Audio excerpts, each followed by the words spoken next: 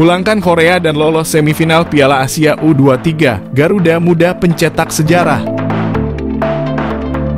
Di Stadion Abdullah bin Khalifa, Doha, Qatar, Jumat 26 April 2024 dini hari waktu Indonesia Barat.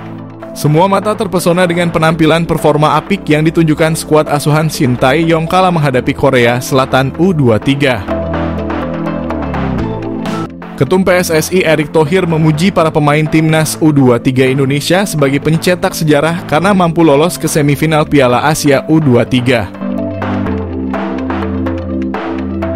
Timnas U23 Indonesia sukses mengunci tiket ke semifinal usai menang di babak adu penalti lawan Korea Selatan dalam perempat final Piala Asia U23.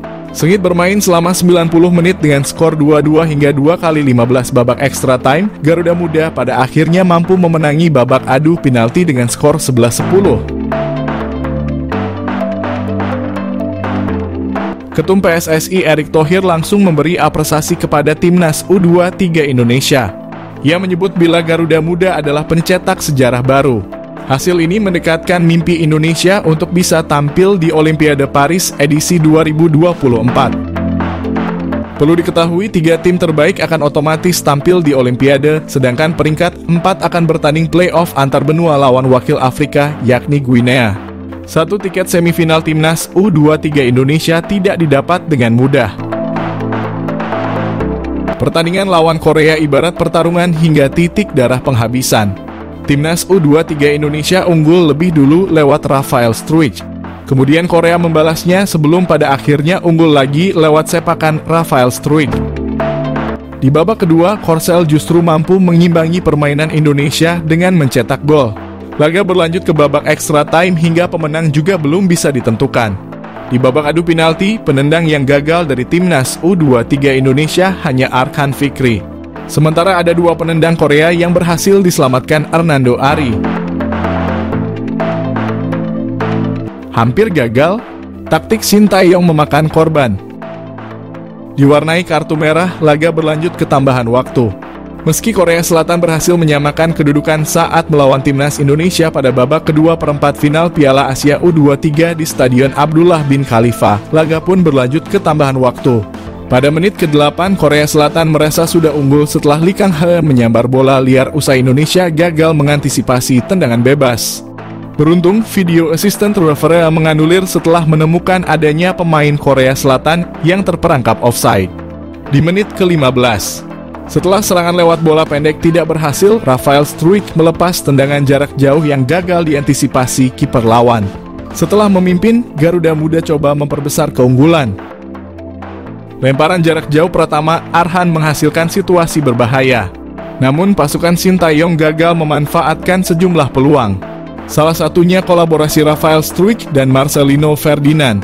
Di sisi lain, pertahanan timnas Indonesia U23 mampu meredam setiap serangan Korea Selatan. Sayang ketidakberuntungan menimpa Garuda Muda. Tandukan Eom Ji-sang berbelok menyentuh Komang Teguh sehingga mengecoh Hernando Ari pada menit ke-45. Di injury time, Rafael Struijk mencetak gol keduanya setelah pemain belakang Korea Selatan ragu-ragu mengantisipasi bola jauh.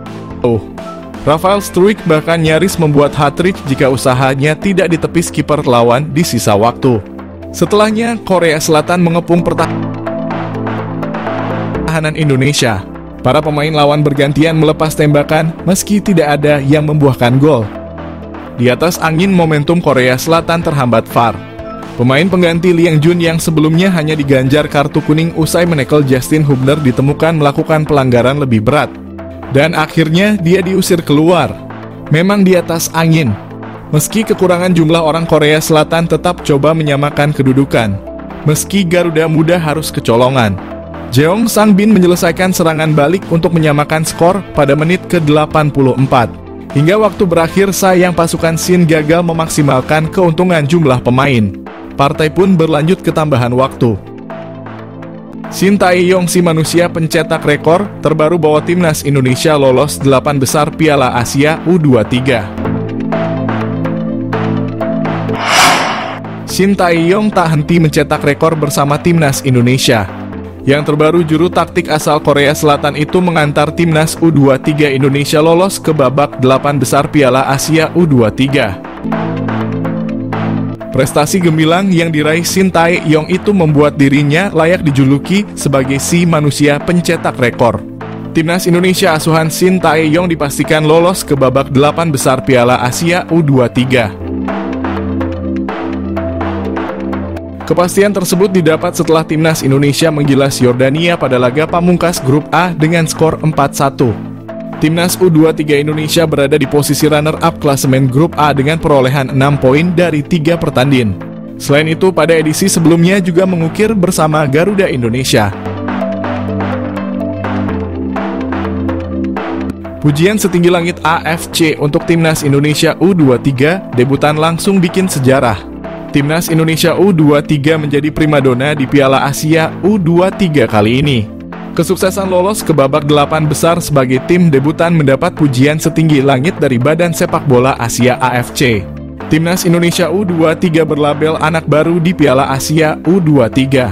Status debutan tidak membuat Timnas Indonesia U23 menjadi bulan-bulanan Piala Asia U23.